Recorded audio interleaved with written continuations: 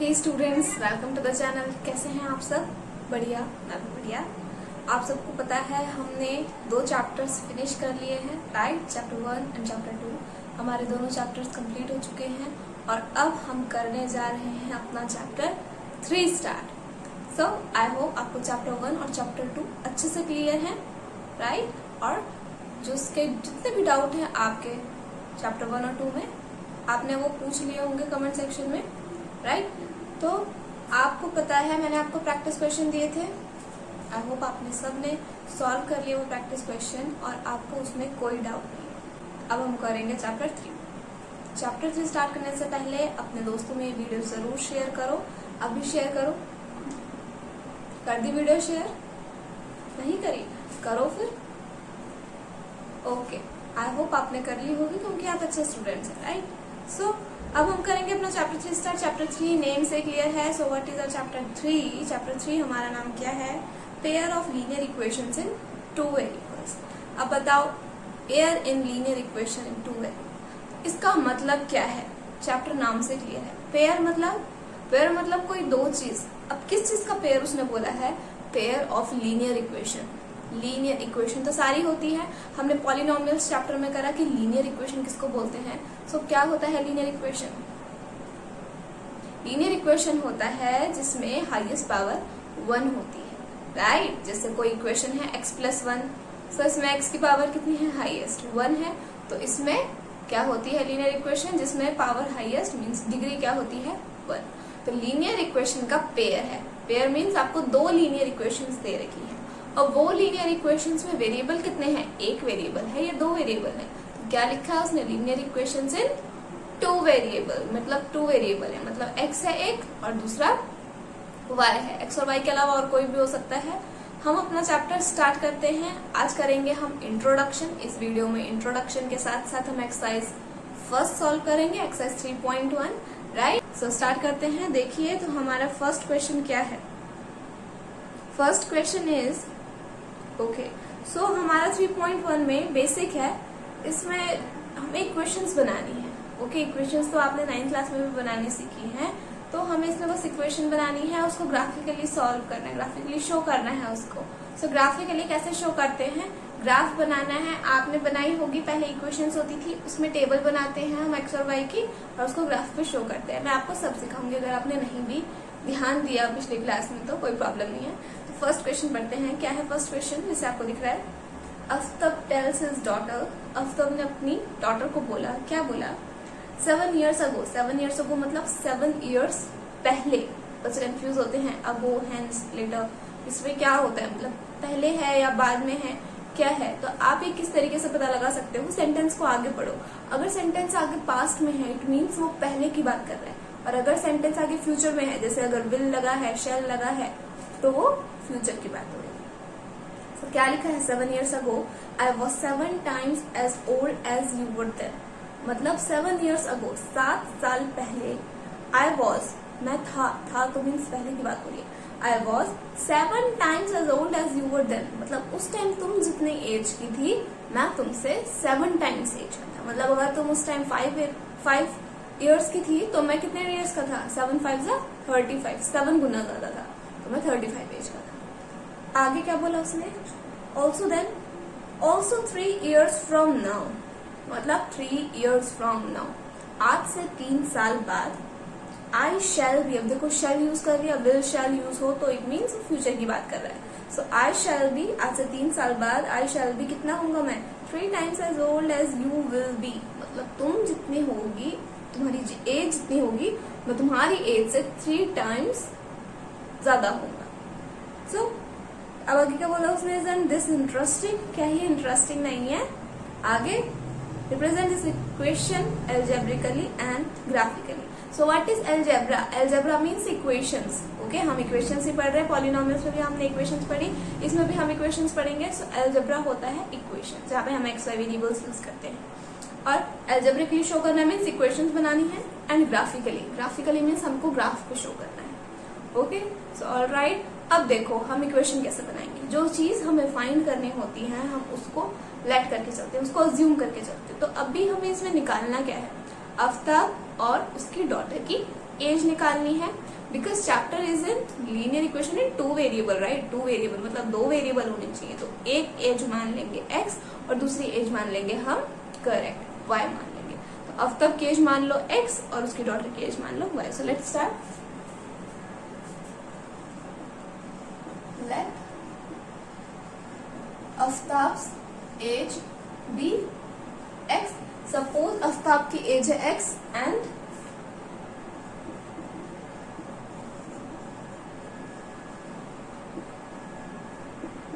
his daughter's age be y। ओके, सो हमने क्या करा, आफ्ताब की एज को x मान लिया और उसकी डॉटर की एज को y।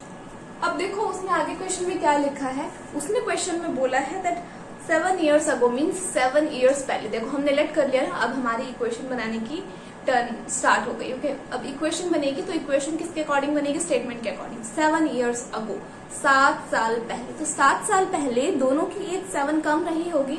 सपोज अगर किसी की एज आज 10 years है तो 7 years पहले कितनी रही होगी, 10 में से आप 7 माइनस कर दोगे, मतलब उसकी एज 3 years रही होगी 7 years पहले। तो हमें देखना है कि 7 years पहले इन दोनों की एज कितनी थी।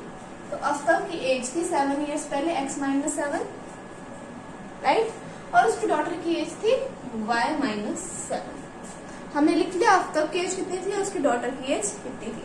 अब आगे क्वेश्चन में क्या बोला उसने, हमारी age I means Aftab, I was 7 times then your age. मतलब मैं किसके इक्वल था, तुम्हारी एज के 7 times इक्वल था, राइट। देखो हमारी इक्वेशन बन गई।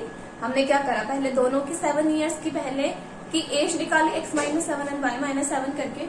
अब उसने बोला मैं किसके इक्वल था, इक्वल किसके इक्वल था, तुम्हारी एज के 7 times। तो हमने कह दिया तुम्हारी एज के 7 times। So this is our equation. इसको आप जल्दी से सॉल्व करोगे तो क्या बनेगा, देखो x minus 7 is equal to 7 को y से करोगे 7y माइनस 7 7 जा 49। Very good. x अब देखो 7y यहाँ प्लस हो रहा है, यहाँ आके माइनस हो जाएगा, ठीक है। अब is equal to minus 49, 7 minus हो रहा है, यहाँ जाके प्लस। इसको सॉल्व करोगे तो क्या आएगा, minus 42। x minus 7y is equal to minus 42। So ये हमारी एक इक्वेशन बन गई। अब इसको ऐसे रहने दो। So this is our first equation. अब नेक्स्ट पढ़ते हैं। नेक्स्ट स्टेटमेंट में लिखा होगा उसने नेक्स्ट इक्वेशन के बारे में। तो आगे उसने क्या लिखा है, उसने बोला also 3 years from now means आज से 3 years बाद। सो आज से 3 years बाद मतलब दोनों की एज में 3 प्लस हो जाएगा। सो 3 साल बाद मीन्स x प्लस 3 और y प्लस 3। क्या बोला, मेरी एज किसके इक्वल होगी, तुम्हारी एज के कितने टाइम्स, तुम्हारी एज के करेक्ट 3 टाइम्स। तो मतलब तुम्हारी एज के 3 टाइम्स। 3 टाइम्स मतलब होता है 3 गुना, 3 से मल्टीप्लाई कर रहे हैं। अब इसको भी सॉल्व कर लो। 3 को करोगे y से मल्टीप्लाई, 3y प्लस 3 3 जा 9, x ये नहीं रहेगा, 3y इधर आ जाएगा माइनस में, is equal to 9 minus 3 plus हो रहा है, यहाँ जाके माइनस 9 माइनस 3 6। सो हमारी ये सेकंड इक्वेशन बन गई, x minus 3y is equal to 6। This is our second equation. Okay, देखो हमने जो उसने बोले हैं स्टेटमेंट्स, उसको अलजेब्रा की फॉर्म में अलजेब्रिकली उसको एक्सप्रेस कर दिया। इक्वेशंस की फॉर्म में हमने दोनों इक्वेशंस को, दोनों स्टेटमेंट्स को दिखा दिया, शो कर दिया। अब हमें क्या शो करना है, अब हमें ग्राफिकली शो करना है, ठीक है। तो ग्राफिकली शो करने के लिए हमें क्या करना पड़ेगा, इन दोनों इक्वेशंस की पहले टेबल बनानी पड़ेगी। टेबल बनती है उसके बाद ही ग्राफ बनेगा टेबल से, राइट। तो अब इसको जल्दी से नोट डाउन कर लो वीडियो पॉज करके, फिर हम टेबल बनाते हैं।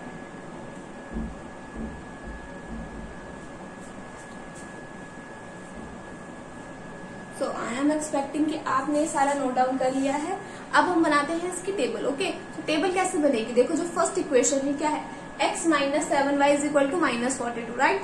सो x minus 7y is equal to minus 42 में क्या करोगे आप, एक बार x की वैल्यू 0 पुट करोगे, एक बार y की वैल्यू 0 पुट करोगे। जैसे इसकी इक्वेशन क्या बनेगी, इसकी टेबल क्या बनेगी, x एंड y, राइट। तो x में आपको एक बार x को 0 पुट करो, एक बार y को 0 पुट करो। सिमिलरली इसमें करना है x y, एक बार x को 0 पुट करना है और एक बार y को 0 पुट करना है। ओके, तो अब आप पुट करके देखो जरा, अगर हम x की जगह 0 डाल दें, मतलब x की जगह 0 डाल दिया, ठीक है, अब x के 0 डाल दिया तो ये कैसे सॉल्व होगा, 0 minus 7y is equal to minus 42, right, यही बनेगी। -7 0 का मतलब कुछ नहीं होता तो y ऐसे रहेगा, माइनस 42 ही रहेगा। -7 इससे मल्टीप्लाई हो रहा है, यहाँ जाके क्या हो जाएगा, डिवाइड, माइनस से माइनस कैंसिल, 7 6 42, तो y की वैल्यू आ गई 6। सिमिलरली हम इसमें दोबारा डालेंगे क्या, अब y की वैल्यू 0 डालो, y की जगह 0 डालोगे तो x माइनस 7 को 0 से मल्टीप्लाई करोगे तो 0 ही आएगा, इज इक्वल टू माइनस 42। तो x की वैल्यू क्या आ गई, 0 का कोई मतलब नहीं होता तो x की वैल्यू क्या आ गई, माइनस 42। तो देखो हमारे x और y की वैल्यूज आ गई। अब सिमिलरली आप सेकंड इक्वेशन में करो, x की जगह 0 पुट करोगे तो यहाँ क्या आ जाएगा, देखो 0 minus 3y is equal to 6। 0 का कोई मतलब नहीं होता तो माइनस 3y से मल्टीप्लाई हो रहा है, यहाँ आके क्या हो जाएगा, डिवाइड, 3 को काटोगे 6 से तो 3 2 6 और माइनस का साइन आ गया, y की वैल्यू क्या आ जाएगी यहाँ पर, -2। सिमिलरली आप y को 0 पुट करो यहाँ पे y की जगह 0, तो x माइनस 3 को 0 से मल्टीप्लाई करोगे तो 0 ही आएगा, इज इक्वल टू में 6। 0 का कोई मतलब नहीं होता तो x की वैल्यू 6। सो देखो हमारी दोनों टेबल्स बन गई। अब जल्दी से टेबल्स भी नोट डाउन कर लो, फिर हम ग्राफ बनाते हैं सारा इरेज करके। सो आपने नोट डाउन कर लिया होगा, इसको इरेज कर देते हैं ताकि हम ग्राफ बना सकें। यहाँ है x और y, तो सबसे पहले देखो x में मैक्सिमम मिनिमम कितना जाता है, x में जा रहा है ज्यादा से ज्यादा -42 तक, इट मीन्स इस साइड बनेगा, ठीक है, और पॉजिटिव साइड जा रहा है 6। इसका मतलब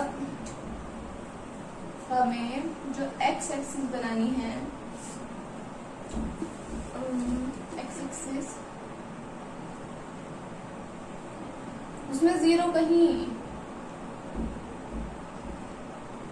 इस साइड लाई करेगा, क्यों, क्योंकि नेगेटिव पार्ट बहुत ज्यादा है और पॉजिटिव वाला हमें कम चाहिए।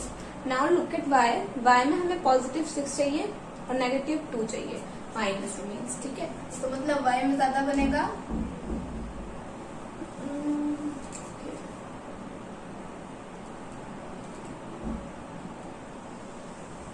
y में हमारा ऐसे बनेगा, ठीक है, दिस इज 0। अब देखो, अब हम क्या करेंगे, -42 है और 6 है, तो बताओ हमें कितने कितने का गैप लेना पड़ेगा। 2 2 का ले सकते हो, ज्यादा स्पेस है आपके पास तो, और कितने का ले सकते हो, 3 3 का भी ले सकते हो और 6 6 का भी ले सकते हो। हमारे पास ज्यादा स्पेस नहीं है तो हम ले लेते हैं 6 6 का गैप। ओके, 6 6 का गैप लेंगे तो 6 6 का गैप लोगे तो x एक्सिस पे भी 6 का लेना है, y एक्सिस पे भी 6 का लेना है। अब लोगे हम -6, 6 2 12, 6 18, 6 4 32, 6 5 12 24, right? 4 6 5 30, 6 6 36 and 6 36, 7 42। आपको दिख नहीं रहा, बड़ा बड़ा लिख लेते हैं, 6 18, 6 4 24, 6 5 30। ओके, तो हमने 6 टेबल लिख दी है। अब हमें x और y एक्स पे भी ऐसे करना पड़ेगा ना, तो करो यहाँ 6 -6 ना, और यहाँ आ जाएगा +6। This is y axis, okay, और this is negative y axis. पता है ना, x में पॉजिटिव इधर होता है, y में पॉजिटिव इधर होता है, x में नेगेटिव इस साइड होता है, y में नेगेटिव इस साइड होता है। आप लिख दोगे आगे x एक्सिस है ये ऐसे, y पॉजिटिव, फिर यहाँ पे ये कंटिन्यूसली चल रहा है y नेगेटिव, और यहाँ पे ये कंटिन्यूसली चल रहा है x नेगेटिव। ठीक है, सो हमने ये बना दिया। अब हम इसको प्लॉट करते हैं। x की वैल्यू 0 तो y की वैल्यू 6, सो x की वैल्यू 0, ये 0 और y की वैल्यू 6, मतलब इसी में सीधे जाएगा यहाँ। तो ये एक हमारा पॉइंट बन गया, इसमें y 6 है बट x एक्सिस हमारा 0 ही है, राइट।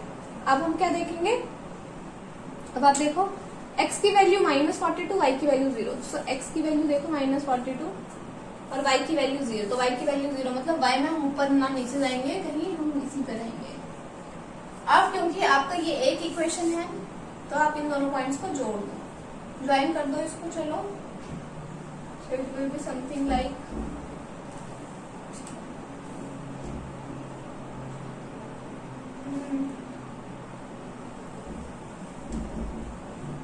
इस तरीके से लाइन जाएगी आपकी, राइट। इसको आप ऐसे करके और एक्सटेंड कर दो आगे तक, ठीक है। अभी आपकी एक इक्वेशन की लाइन बन गई, इसके ऊपर आप इक्वेशन लिख देना, इसकी इक्वेशन कि हमारी इस इक्वेशन की लाइन है। नेक्स्ट देखो, x0 y -2, सो x0 y की वैल्यू -2, मतलब इन दोनों के बीच में आप सकता है -6 है तो यहाँ पे -3 कर रहा होगा, और -1 यहाँ होगा, -2 यहाँ, तो लगभग यहाँ होगा -2, सो -2 ये आ गया, x की वैल्यू 0, y की वैल्यू -2। नेक्स्ट x की 6 है, तो x की 6 है, मींस ये है x की 6 वैल्यू और y 0। अब इन दोनों को भी जोड़ दो आप, इस तरीके से आप जोड़ोगे इनको तो ये आगे जाके कहीं इंटरसेक्ट करेंगे, राइट। आपने इसको भी बनाया, इसको भी बनाया, ये जहां पे ये इंटरसेक्ट करेंगी ये पॉइंट क्या होगा, सॉल्यूशन होगा। सॉल्यूशन मतलब यहाँ पे जो x की वैल्यू होगी और यहाँ पर जो y की वैल्यू होगी वो ही मानी जाएगी, सॉल्यूशन वही होगा, ओके, जो दोनों इक्वेशन को सेटिस्फाई कर। जल्दी से इस इक्वेशन का ग्राफ बना लो आप। सो आई होप आपने पॉज करके इस वीडियो को पॉज करके इस ग्राफ को बना लिया है, आपने उसमें ड्रॉ कर लिया है। अब हम पढ़ेंगे अपना सेकंड क्वेश्चन। देखो, हमें ग्राफिकली और एल्जेब्रिकली एक्सप्रेस करना था ना, तो हमने देखो ग्राफिकली तो शो कर दिया ये, और एल्जेब्रिकली हमने पहले इक्वेशन की फॉर्म में शो कर दिया था। अब हम पढ़ेंगे अपना second question. So what is the second question, इसको रेज कर देते हैं पहले, आपको सेकंड क्वेश्चन दिख जाएगा तब तक।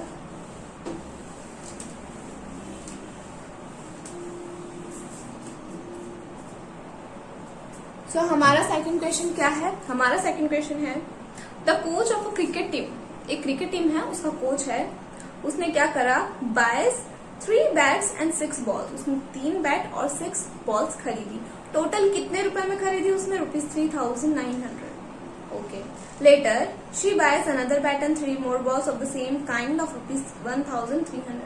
दोबारा उन्होंने क्या करा, बैट और बॉल खरीदी, 1 बैट एंड 3 बॉल्स खरीदी, कितने की, ₹1,300 की। तो इसको भी इक्वेशन की फॉर्म में और ग्राफिकली शो करना है, तो मैं आपकी इक्वेशंस बना देती हूँ, क्योंकि ग्राफ्स तो मैंने बता दिया कैसे बना सकते हो आप, तो ग्राफ तो आप खुद भी बना लोगे। ओके, सो हम इक्वेशन बनाते हैं। सबसे पहले देखो हमें इसमें क्या फाइंड करना है। उसने बोला, ऑब्वियसली क्योंकि उसने क्रिकेट के बैट और बॉल बता रखे हैं कितने कितने हैं, तो हमें उसकी कॉस्ट ही निकालनी होगी। तो हम क्या लेट करेंगे, बच्चे बोलते हैं क्रिकेट बैट को लेट कर लो x, बॉल को लेट कर लो y। अरे भाई, बैट को x लेट कर लो, what do you mean by bat को x लेट कर लो। या तो ये होगा नंबर ऑफ बैट, जितने बैट्स हैं टोटल, नंबर ऑफ बैट्स को हम x लेट करें, या फिर क्या होगा, बैट की कॉस्ट को लेट करेंगे x, जैसे बैट को लेट कर लो x।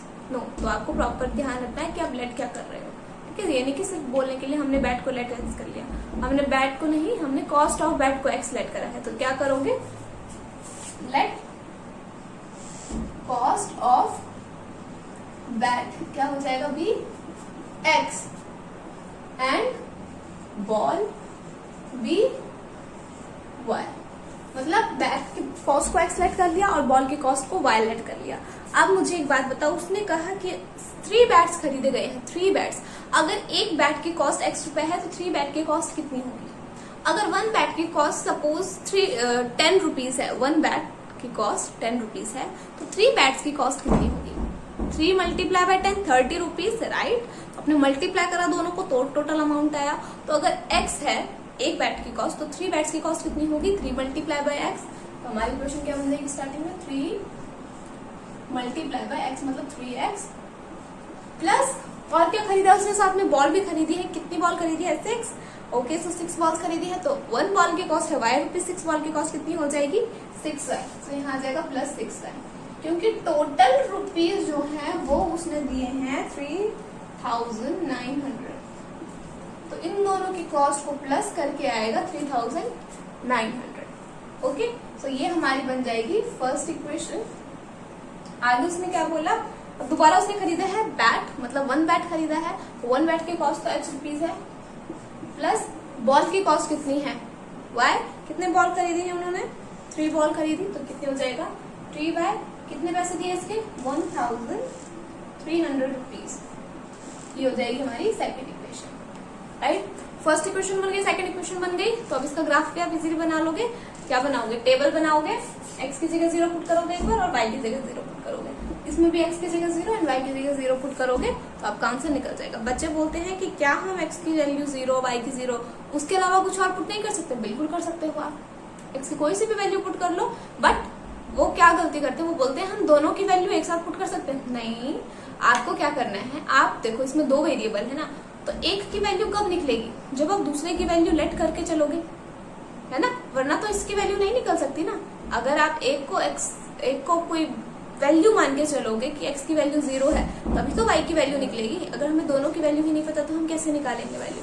तो आपको बेसिकली क्या करना है, किसी एक में वैल्यू पुट करनी है। सपोज x में कर रहे हो तो x में कोई सी भी वैल्यू डाल दो तो आपकी y की आंसर आएगा। y में कोई भी वैल्यू डालोगे तो आपका x का आंसर आएगा। तो आपको किसी एक में वैल्यू डालना है। इसको जल्दी से नोट डाउन कर लो, फिर हम करते हैं अपना next question. So I am expecting आपने ये सारा नोट डाउन कर लिया है। अब हम करते हैं अपना next part solve. Next question क्या है, देखो सिमिलर है।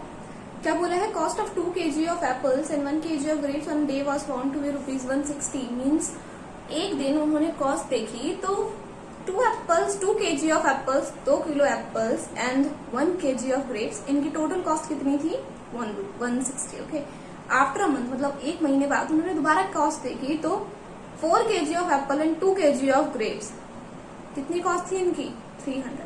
तो बताओ इसकी इक्वेशन क्या बनेगी। तो अगेन हमें कॉस्ट नहीं पता दोनों की क्या थी, तो हम दोनों की कॉस्ट को मान लेंगे यस x एंड y।